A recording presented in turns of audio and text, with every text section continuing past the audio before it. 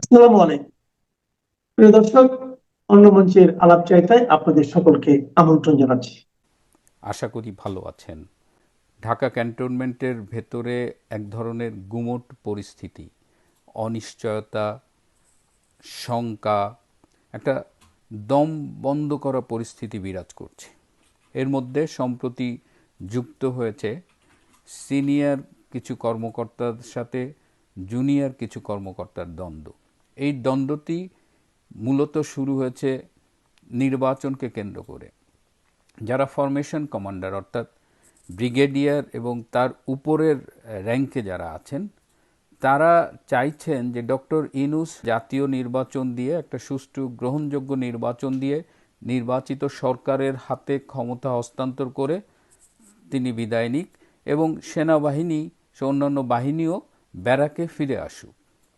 কিন্তু অন্যদিকে একটা জুনিয়র সেনা কর্মকর্তারা এরা চাইছে যে ডক্টর ইউনূস ৩-৪ বছর সময় লাগুক, তারপরে সুবিধা মতো সময় একটা নির্বাচন দেওয়া যাবে।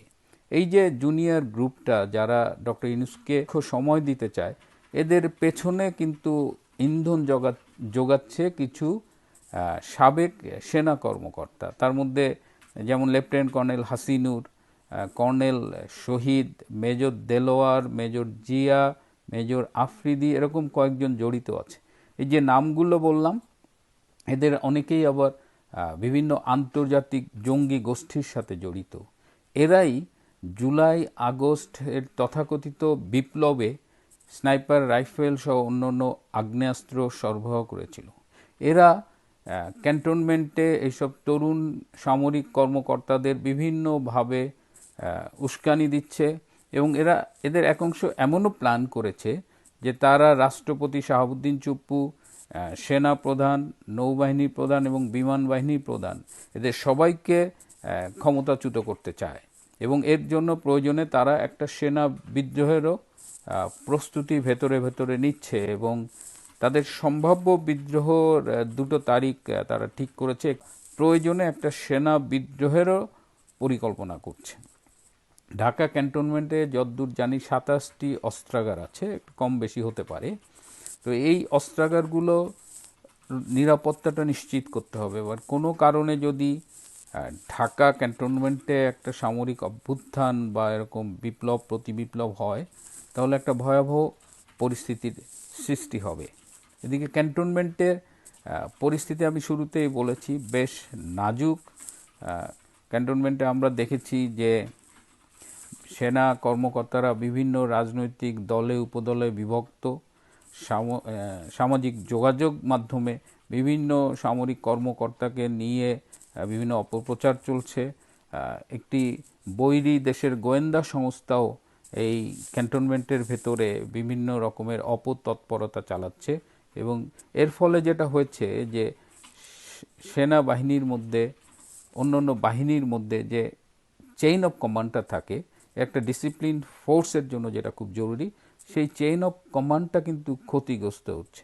এদিকে সামরিক যে গোয়েন্দা সংস্থা আছে ডিজিএফআই, তারা রুটিন কাজের বাইরে তেমন কিছু করছে না। দেশ জুড়ে যে এরকম অরাজকতা চলছে, এরকম বিভিন্ন রাজনৈতিক দলের উপরে নিপীড়ন চলছে, আওয়ামী লীগ নেতাকর্মীদের হত্যা করা হচ্ছে, এই রিপোর্টগুলো কিন্তু তারা চেপে যাচ্ছে বা ওভাবে সংগ্রহ করছে না। এর এর আরও যেটা অ্যালার্মিং, যে কিছু ডিজিএফআই অফিসার নাকি মিসিং। তো এই অবস্থায় একটা টেনশন, একটা টেন্সড সিচুয়েশন বিরাজ করছে। এর মধ্যে আবার জামাতে ইসলাম এবং হিজবুত তাহরির তারা তাদের রাজনৈতিক অপতৎপরতা চালাচ্ছে। যেমন এই মিরপুর আর মহাখালী ডিওএইচএসে জামাতের নেতাকর্মীরা কিছু সেনা কর্মকর্তাদের সাথে রেগুলার মিটিং করছে, পাঠচক্র করছে এবং গোলাম আজমের ছেলে যে ব্রিগেডিয়ার আজমি, তারপরে হাসান নাসির, রুশদ, এরকম আরও কয়েকজনের নাম শোনা যাচ্ছে। এরা জামাতের পক্ষ থেকে নিয়মিত সেনাবাহিনীর কর্মকর্তাদের সাথে যোগাযোগ রাখছে। হিজবুত তাহরিরও থেমে নেই, তারাও সেনা কর্মকর্তাদের সাথে নিয়মিত মিটিং করছে, তাদের রাজনৈতিক তৎপরতা চালাচ্ছে, তারাও মিটিং করছে, আর্মি মেসেও মিটিং করছে।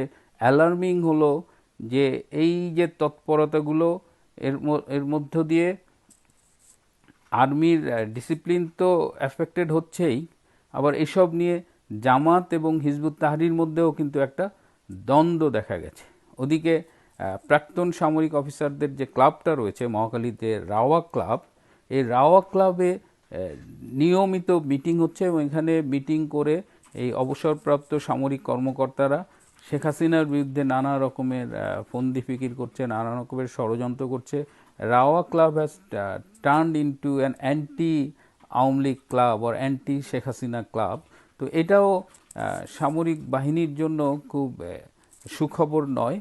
আমরা 1975 সালের নভেম্বরের কথা আমাদের মনে আছে, সেখানে অভ্যুত্থান, পাল্টা অভ্যুত্থানের মধ্য দিয়ে যে রক্তক্ষয় হয়েছিল, আমরা চাই না এরকম কিছু অনাকাঙ্ক্ষিত পরিস্থিতির উদ্ভব হোক, আবার সেনা ছাউনিতে রক্তপাত হোক। সুতরাং এখন আমাদের উচিত হবে, যারা ঊর্ধ্বতন সামরিক কর্মকর্তা রয়েছেন, যে সেনাবাহিনীর চেন অফ কমান্ডকে স্টাবলিশ করা এবং এই সব যে অপতৎপরতাগুলো চলছে এগুলোকে চিহ্নিত করে অবশ্যই as early as possible stop করতে হবে।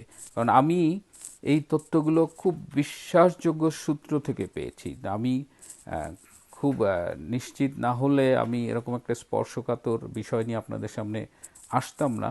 আমি আজকে কারণেই কথা বললাম যে এই রক্তপাতগুলো এড়ানো হোক। আমাদের সেনাবাহিনী একটা পেশাদার বাহিনী হিসেবে কিন্তু সারা বিশ্বে সম্প্রতি তারা তাদের সুনামটা প্রতিষ্ঠা করেছিল। যদিও রিসেন্টলি তাদের কিছু কর্মকাণ্ডে তারা বিতর্কিত হয়ে উঠছে, কিন্তু এটা এখনই ঠেকাতে হবে। আমাদের সেনাবাহিনী দেশের গর্ব, তারা সার্বভৌমত্ব রক্ষার দায়িত্বে নিয়োজিত এবং তারা তাদের কাজগুলো করুক। সেনাবাহিনী যত দ্রুত সম্ভব ব্যারাকে ফিরে যাক, তাদের পেশাদারিত্ব বজায় রাখুক এবং ক্যান্টনমেন্টে আর যেন কোনো রক্তপাত না হয়, যেটা আমরা 70-এর দশকে দেখেছি, সেরকম কিছু যেন না ঘটে এই প্রত্যাশা করছি। আজ এ পর্যন্তই। একটা ঘটনা এমন ঘটেছে গতকাল 7 ফেব্রুয়ারিতে, যেটা সরাসরি বাংলাদেশের সঙ্গে যুক্ত নয় ঠিকই, মানে এটা বাংলাদেশের সাথে সরাসরি প্রত্যক্ষভাবে যুক্ত নয়, কিন্তু পরোক্ষভাবে এর একটা বিরাট প্রভাব বাংলাদেশের উপর এসে পড়তে চলেছে। সেই প্রভাবটা নিয়ে এখনকার আলোচনা। খবরটার কিছুই নয়, একটি মানচিত্র। ভারত আমেরিকা বাণিজ্য চুক্তি সম্পন্ন হয়েছে, এ খবর আপনারা জেনে গেছেন ইতিমধ্যে। কিন্তু এই বাণিজ্য চুক্তির পর আমেরিকার বাণিজ্য প্রতিনিধি দপ্তর ভারত মার্কিন অন্তর্বর্তী বাণিজ্য চুক্তির ঘোষণা দিতে গিয়ে ভারতের যে অফিসিয়াল মানচিত্র প্রকাশ করেছে, সেখানে পুরো জম্মু কাশ্মীর, গিলগিট বালতিস্তান, তথাকথিত পাক অধিকৃত কাশ্মীর, যাকে পাকিস্তান আজাদ কাশ্মীর বলে, এবং চীনের দখলে থাকা আকসাই চীন, এই সব কিছু যেটা ভারতের সাধারণ মানচিত্রে থাকে, সেটা আমেরিকা সেই মানচিত্রটা পুরোপুরি সেটা প্রকাশ করে দিয়েছে তাদের দপ্তর থেকে। এই সব কিছুকেই তারা দেখিয়েছে ভারতের অংশ হিসেবে। এর আগে মার্কিনীদের যে সরকারি মানচিত্রে সাধারণত পিওকে মানে পাক অকুপায়েড কাশ্মীর ও আকসাই চীনকে আলাদা বা বিতর্কিত অঞ্চল হিসেবে ডটেড লাইন বা আলাদা শেড দিয়ে দেখানো হতো। এবার সেই বিতর্কিত সীমানা চিহ্ন একেবারেই নেই। এটা তাই নিছক গ্রাফিক্সের ভুল নয়, বরং এক ধরনের সিগন্যাল দেয়া, রাজনৈতিক বার্তার সিগন্যাল দেয়া মানচিত্র। ভারতীয় এবং আন্তর্জাতিক বেশ কয়েকটি বিশ্লেষণ এটাকে খোলাখুলি পাকিস্তান ও চীনের প্রতি কূটনৈতিক বার্তা বলেই পড়ছে। কেন আমেরিকা এমন মানচিত্র দিল তার অফিসিয়াল কোনো ব্যাখ্যা নেই, সেটা থাকার কথাও নয়। তবে বার্তা পড়ে নেওয়াটা কিন্তু খুব কষ্টকর নয়। পৃথিবী জুড়ে এর যে ব্যাখ্যাগুলো চলছে সেগুলো মোটামুটি এরকম। এক, ভারতের প্রতি কৌশলগত সমর্থনের প্রদর্শন। মানচিত্রটি এসেছে ঠিক সেই সময় যখন ভারত মার্কিন বাণিজ্য চুক্তির মাধ্যমে দুই পক্ষ শুল্ক মানে মার্কিনিরা শুল্ক 50% থেকে কমিয়ে আনছে প্রায় 18% লেভেলে, এবং বেশ কিছু শুল্ক তো বেশ কিছু পণ্য ভারতের ফার্মাসিউটিক্যালস ইত্যাদি তো বটেই, যেগুলো হচ্ছে অলরেডি এগুলো 0% রয়েছে। ভবিষ্যতে যখন পূর্ণাঙ্গ দ্বিপাক্ষিক বাণিজ্য চুক্তির দিকে যাওয়ার ঘোষণাও মার্কিনিরা দিচ্ছে। একই সঙ্গে ইন্দো প্যাসিফিক কোয়াড চিপস যে supply chain defence technology transfer সবখানেই আমেরিকা এখন ভারতকে অ্যাঙ্কার পার্টনার হিসেবে। দ্বিতীয়ত, পাকিস্তান ও চীনের প্রতি বার্তা। বেশ কিছু রিপোর্ট সরাসরি লিখেছে এটা পাকিস্তানের জন্য ডিপ্লোম্যাটিক ঝটকা। বিশেষত আসিম মুনির এবং প্রেসিডেন্ট ট্রাম্পের মধ্যে যে সাম্প্রতিক ভীষণ রকমের প্রণয় দেখা গিয়েছিল, সেই প্রণয় যে এভাবে বিচ্ছেদে রূপান্তরিত হওয়ার জায়গায় এসে পৌঁছবে এটা কেউ বুঝতে পারেনি। এবং চীনের জন্য একটা স্পষ্ট ইঙ্গিত যে আকসাই চীনের মানে লাদাখের যে অংশ চীন দখল করে নিয়েছিল, আকসাই চীনের প্রশ্নে ওয়াশিংটন ভারতের বয়ানকে মেনে নিচ্ছে। এর আগে পাকিস্তান 2020 সালে নিজের এক রাজনৈতিক মানচিত্রে পুরো জম্মু কাশ্মীর এমনকি গুজরাটের জুনাগড় পর্যন্ত তাদের নিজেদের বলে দেখিয়েছিল।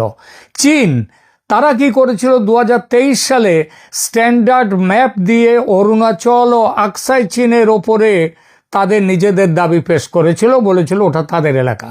এখন সেই মানচিত্র যুদ্ধে আমেরিকা এই প্রথমবারের মতো সরাসরি ভারতের পক্ষে দাঁড়ালো, এই প্রথম সরাসরি।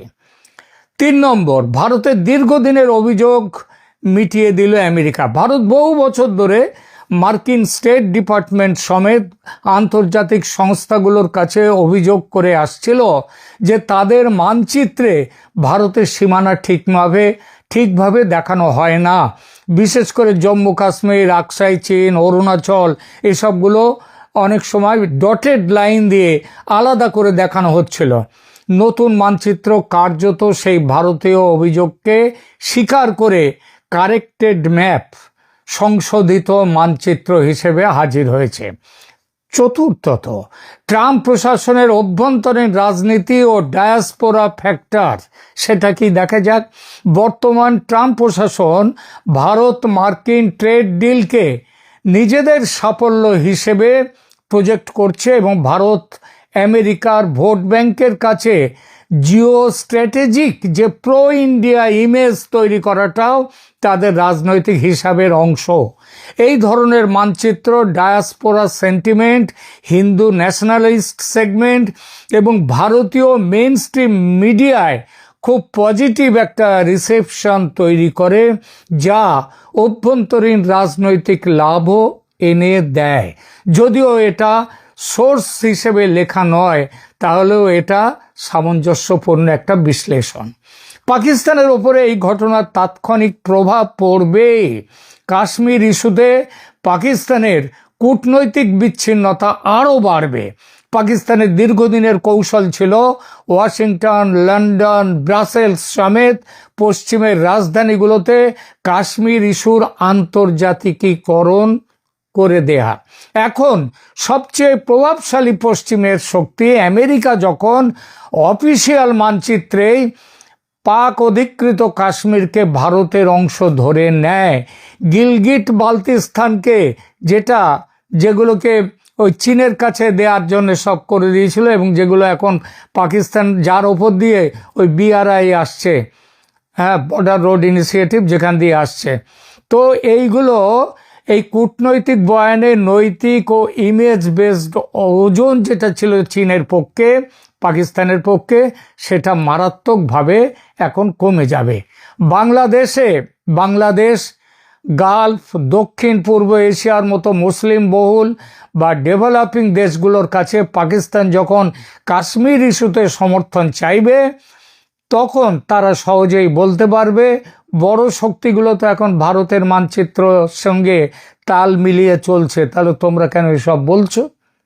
দ্বিতীয়, এছাড়া ইসলামাবাদ ওয়াশিংটন সম্পর্কের যে ট্রাস্ট ডেফিসিট বা সম্পর্কের অবনতি আরও গভীর হয়ে গেল।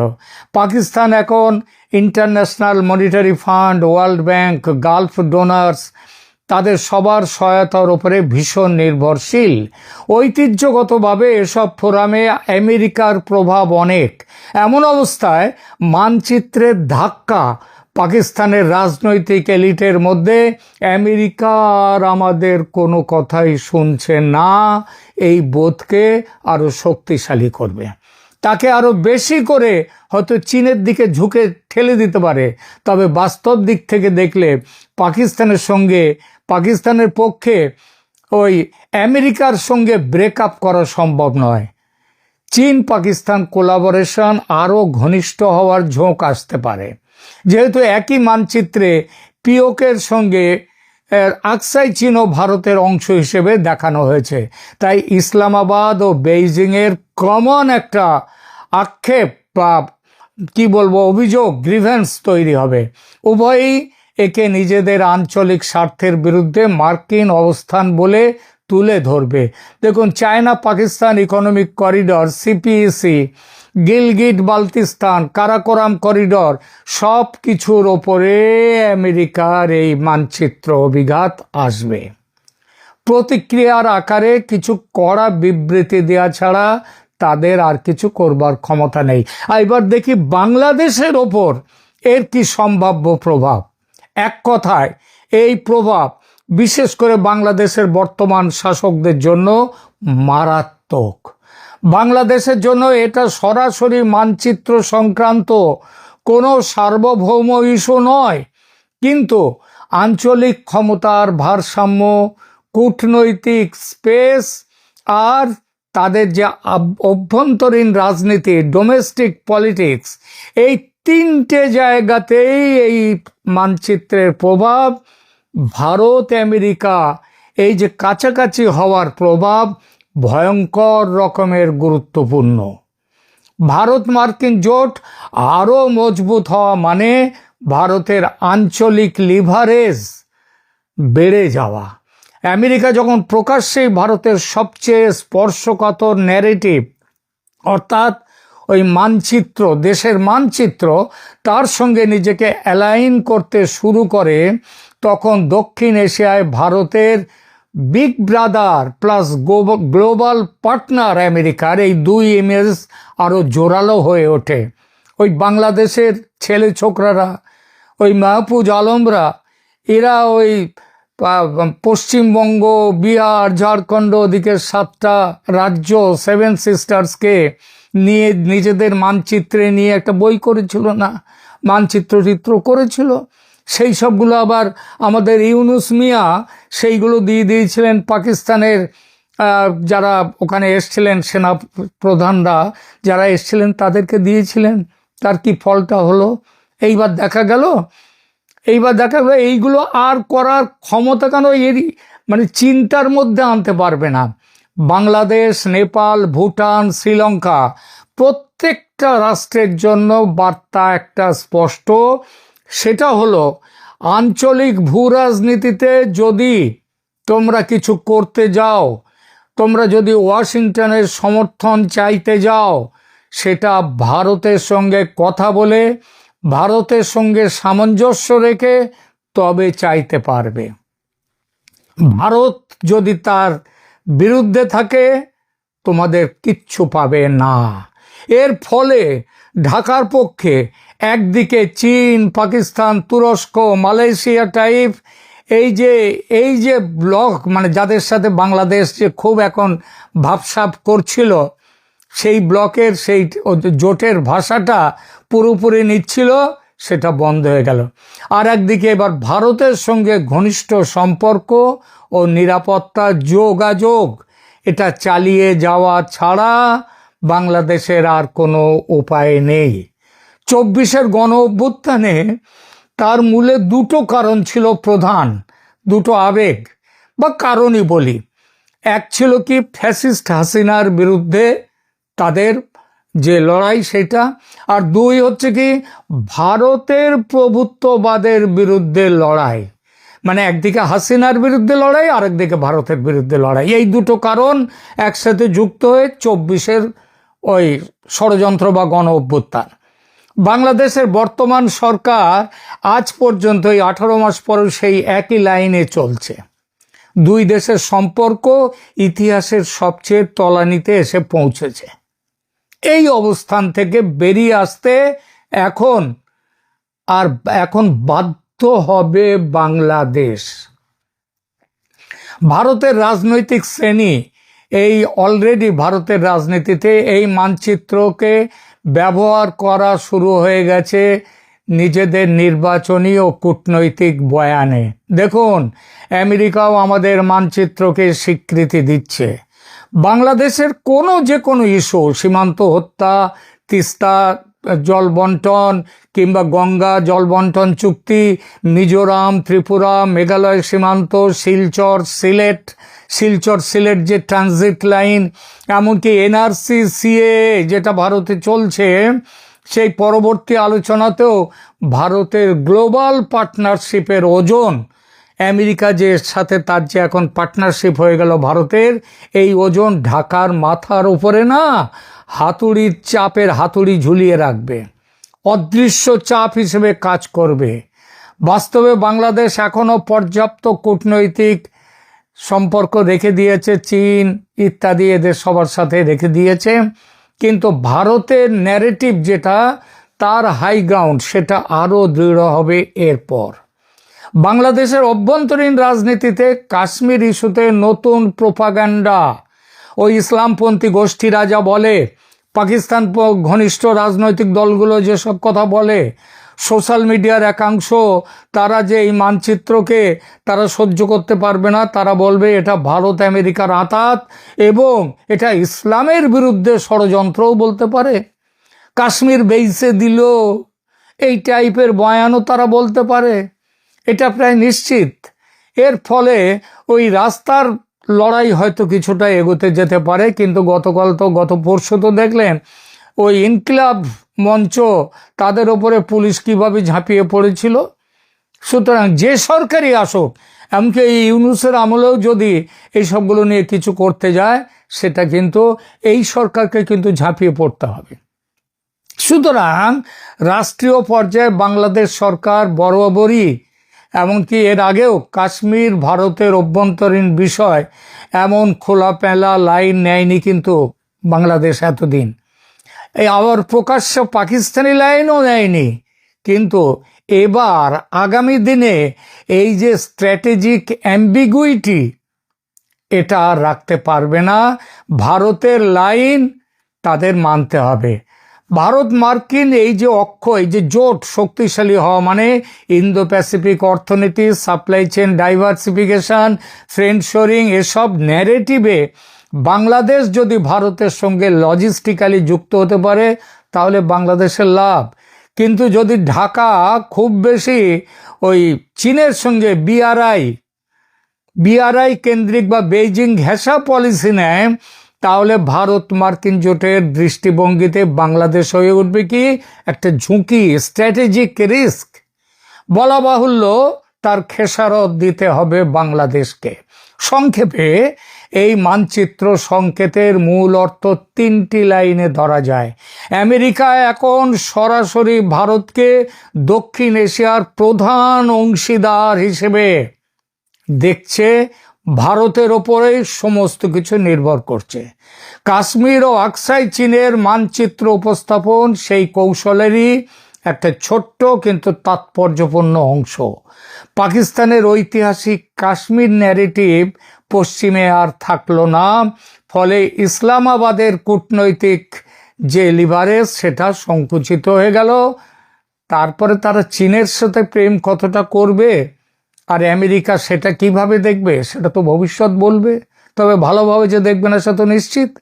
বাংলাদেশ সমেত অন্য প্রতিবেশীদের জন্য একটা বার্তা পরিষ্কার, আঞ্চলিক পাওয়ার গেমে রিজিওনাল রিয়ালিটি যেটা বাস্তবতা, সেটা হচ্ছে ভারতের পক্ষে আরো ভারী, আর সেটা হয়ে গেল ওয়াশিংটনের প্রকাশ্য এই সমর্থনের দ্বারা। বাংলাদেশের জন্য বুদ্ধিমান কূটনৈতিক পথ হলো পায়ে পা বাঁধিয়ে ঝগড়া না করে বন্ধুত্বের হাত বাড়ানো।